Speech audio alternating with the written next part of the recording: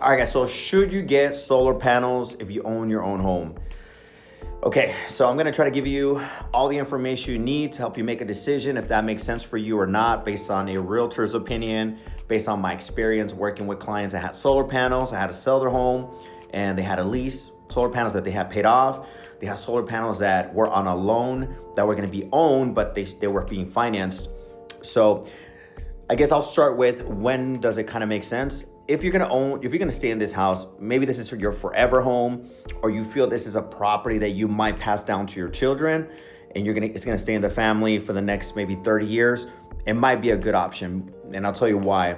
Because you don't have to worry about really getting value when selling it, and eventually electricity is gonna get super expensive. I mean, I think most people know it with all these AI centers that they're building in the area here in Phoenix, different parts of Arizona. I think it's gonna get super expensive. I mean, that's just with inflation, with all these wars, printing money, government spending money, like have a limitless credit card. I think just everything's gonna get more expensive, but especially electricity.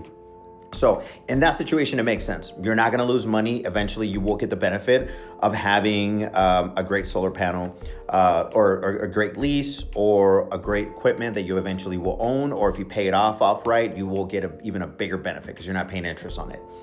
Now, if there's a slight chance of you having to sell your house in the next 5 to 15 years, it's definitely not a benefit. And let me tell you why. So I'm gonna give you an example of each different situation. So let's say you paid them off. Let's say you spend, I don't know, $40,000.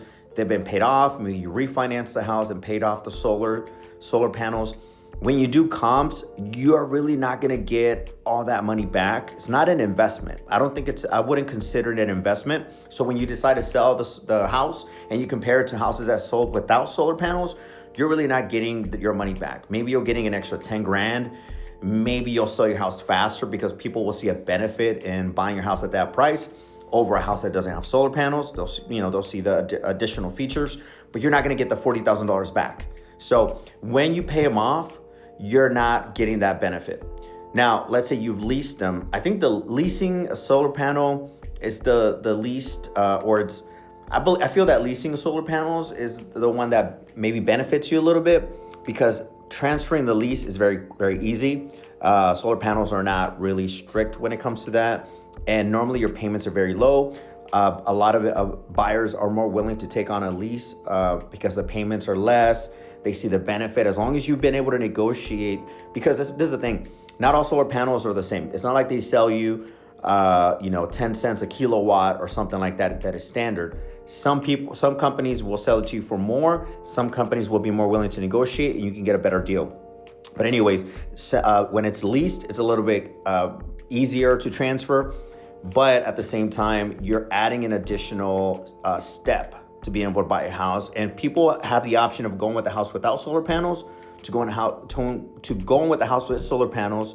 They will go with the house without solar panels, especially if they had a bad experience. For example, I just met with a client that said that she had solar panels, and after a couple months, the roof started leaking, or after a couple years, the roof started leaking, and they had to pay an additional $5,500 to get a specific company to come and remove the solar panels. Then they had to replace the roof, and then they had to reinstall the solar panels. She wouldn't have had to pay that additional $5,500 for the roof. So you just kind of lost years of benefit from having solar panels. I've seen where roofs are leaking because of the solar panels, because of the bad installation, and they don't take responsibility for it. So that's where you see some of the issues. But selling, you won't see as many issues, but it could stop people from wanting to put an offer in your house. Next one is when you own the solar panels, or you have a loan where you're financing them and eventually you will own them. Usually that payment's a lot more because now you're financing the whole equipment, and you're paying off an equipment that is $40,000 to $60,000 depending on the size of the house. So when people see that huge payment of $400, $500 a month just for the solar panels, hopefully, I've seen some for $250, then it just makes them not want to get the house, because that's going to be an additional liability. So it's not like they could limit how much they consume. They just have to pay that monthly every single time. So, and then when you finance solar panels, the next person needs to qualify for that loan. So if they have enough credit to buy your house, but they don't have enough credit to qualify for the solar panels, that might make deals fall apart. And I've seen this happen. I've had it happen to me. We were selling a house and the solar company kept making deals fall apart because the client wouldn't qualify because their guidelines were so strict. Hopefully things have changed, but this was just maybe like 2-3 years ago. We had like 2-3 offers that were really good that it just fell apart because the solar company was making a big deal about the buyer. Also, you're not going to get the benefit of whatever you paid off on the solar panels. You're not getting that back. So, and again, your payments are not low because you're financing the whole equipment at a specific interest rate. And sometimes it just doesn't make sense. When you start looking at the numbers, you will get a benefit in the next, maybe after 5 to 10 years, but you're not getting a benefit right away. So again, personally, I guess I would say do not get solar panels if there's a chance that you might sell your house in the next couple years.